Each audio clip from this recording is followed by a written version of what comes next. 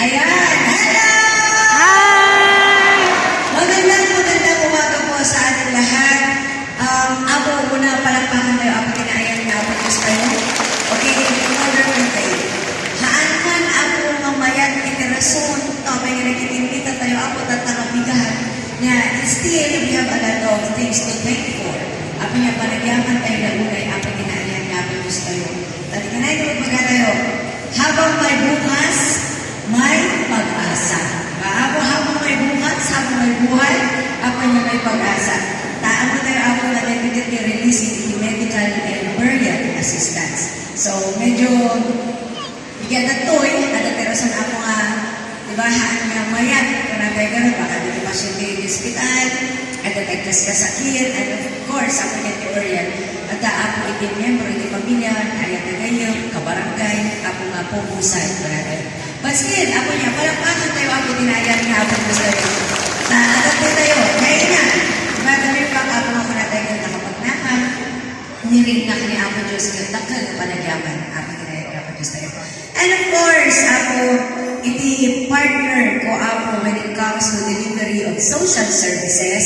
Ako, palakpakan tayo, ako, Counselor Person 618, ako nga miyembro, ako iti senior citizen, federation, ako iti barangay.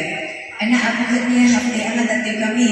And in the afternoon, test naman ako, dito yung training center tayo. So, iso naman ni Katwa, sa balon kami ako magka-medical man. And I'm so happy, ako matatangabigan for the distribution.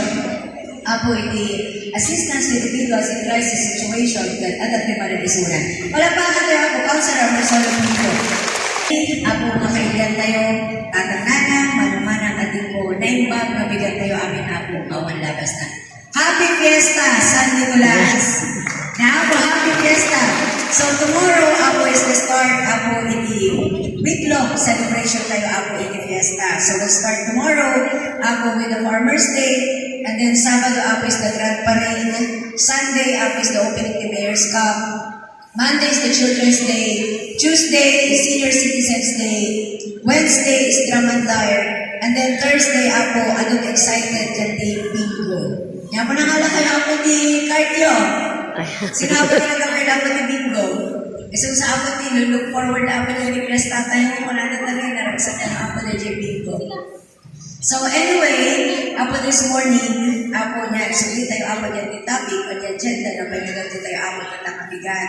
So adat din tayo ako for the distribution of assistance to individuals in crisis situation. So this program, ako started as early, ako as 2019. So noong 2019, tingnan ng 2026, pitong taon din ako, kararaman din tayo yan. Noong dito niya ako ng dinistaan, adubay na ta, ako itikaingan tayo. No first timer na ako nga tumawat, ako ititulog, itipisina tayo. So for today, ako 470 ako nga beneficiaries, ako iti financial assistance. Out of that 470, 394 ako iti medical assistance and 76 ako iti burial assistance. So amounting to 915,000 ako iti amount ako iti punto tayo i-out tayo ako tata. So, tingnan dumang ako kat ninakita mi nga several times dan ako nga tumawat iti tulog ng opisina tayo. So, tingnan dumang, sino ako dito iti first time? Adubay lang na, ako niya iti first time. Kat ako, kadag iti first time, ako kati panagdawat ako ng dispensaan, taanda, dagito yung requirements ako na kailangan na i-comply tayo. Dagito yung requirements ako, haan nga nagkapo ako or inset iti opisina. Dito yung ako kat nagkapo iti MSWD or the DSWD. Tagarod ako niya, dito kat kwarta o pondo ako iti gobyerno. So nga kailangan nga iti mga panaglag, no bang gamitan, dahil nga assistance kamay din niya. So for example, kung medical, pagkatang iti agas, so kailangan tayo ako iti medical certificate. Kailangan tayo ako iti reseta. Kung sikamag kitang palaboratorio ka, kailangan mag-iti-request ako nga nagkaputi doktor nagpalaboratory ka. So na dahil kayo kayo pangbahay ko magyan to hospital, kailangan mag-ako iti-proof. Okay, like the billing, kung na tayo ako niya, may iso iti-proof na kailangan iti-tulong para iti-medical. Kailangan mag-apply ng Certificate of Indigency. So, alam ko Certificate of Indigency, agency, nakatungtong umat ako ni Madam Delia, ngayon, dati panahon ako, hindi, agkas-kasakit. Mas lalo ako di pasyente tayo, with cancer or dialysis. Oras anong kinamayaman mo. Di ba ako matsyanan ako makakasta nga klase nga sakit. So ako lang kanya na Madam Delia, na panahabali na, ang amin ako may iti certificate of indigency. Iti purpose na dahil dyan, as much as possible ako niya, agga po iti barangay. Tayo iti punto iti San Nicolas, ako dapat para iti kadagiti taga San Nicolas. So sino ay ako ni may iti certificate of indigency? Di ba ako ni Kapitan? So isunod yung mag-certify, nga sika, wag nila Cruz, kaya nanaad ka, diyan di barangay iti San Roque, for example lang.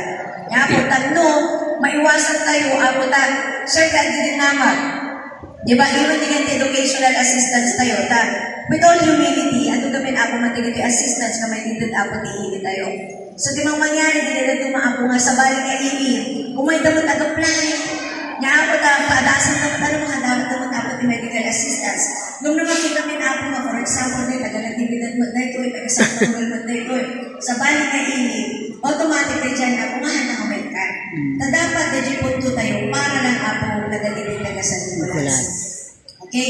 General intake sheet about the certificate of eligibility. Nagda po ako iti DSWD. Very good na ako ni Jai, mag-interview na ka lang. Ma-assess na talagang eligible ka for financial assistance. Dadali na dumako na daan na mayor, bigyan mo taga-approve, nagmamayaman ka. Isunod ito may tingkan, itulong. So, kanya tayo mag-apo, hatay yung kita na kasjay. Kapag kaya anak mo nga ang trabaho niyo po, o ang trabaho mo sa balik na lugar, kaya dapat na kayo na entitled. No, kanya tayo as long as eligible ka. Taapa mo tayo saan tayo maluwan, at dahil pa sa anak mo nga ang trabaho niyo po, gumadamang pamilya na. Diba? Anak mo kamay-kanit yung magdamang piti-agas mo. Nung mister yan, in-interview na kayo na kasi kayo eligible kayo ako for that medical assistance. Klaro ako? I-explain ko lang na baka madamdaman din yung first time. Baka madamdaman ka din. Ay, nanagatago ka interview 2,000 pa lang dahil itudang. Na ako, so kinyan lang as much as possible. Kinyan ako na mabalilang na itudangan ng ganito nga kwarta. Nung siyempre ako niya, subject to audit mod. Si kalimot ako at darungan da ako iti requirements. Nya, apay nga, hindi kami kastoy inyat justification. So that's one thing ako na very, very proud during our administration. Kasi pag nagtugaw kami ako in 2019, awan man pula sa ako iti question. Nya po, when it comes ako iti handling, ako iti financial, ako iti lokal na pamayalaan. So maraming salamat po sa nangyayari since 2018 tayo, even if may kadwa may kanto. Ako iti burial assistance tayo ako 3,000.